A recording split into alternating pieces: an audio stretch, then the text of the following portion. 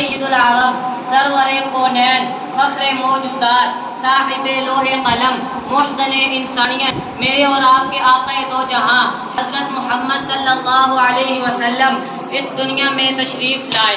آپ کی ولادت ایک نئے دور کا آغاز تھا۔ آپ کی ولادت کے بعد مختلف عجائبات کا ظہور ہوا۔ ستارے تعظیم کے لیے جھک گئے، حرم پاک منور ہو گیا، زمین مکہ جگمگا اٹھی، بت قدے خاک میں مل گئے، آج ہر طرف نور ہی نور تھا۔ اور پھر نور کا وہ سلسلہ شروع ہوا جو ابو البشر حضرت آدم علیہ السلام سے شروع ہوا اور خیر البشر حضرت محمد صلی اللہ علیہ وسلم پر مکمل ہوا۔ وَرَفَعْنَا لَكَ ذِكْرَكَ، اور رب نے تمہارا ذکر بلند کیا۔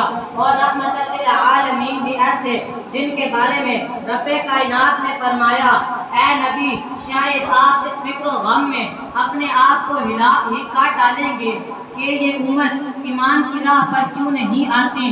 ساری تکذیب و عناد کے باوجود دل میں غصہ نہیں ہے، تباہی و بربادی کی تمنا نہیں ہے، صرف خیر خواہی اور صرف خیر خواہی۔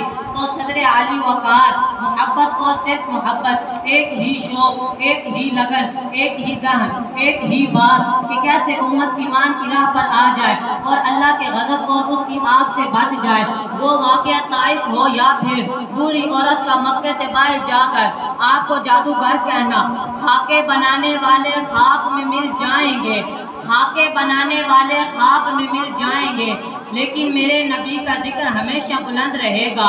انشاءاللہ میں اس دعا کے ساتھ اختتام کرنا چاہوں گا، میرے قلب کو بھی ہوں تیری ذات سے وہی نسبتیں، میرے قلب کو بھی ہوں تیری ذات سے وہی نسبتیں، وہ جو عظمتیں تھی اویس کی، وہ جو رابطے تھے بلال کے۔ السلام علیکم۔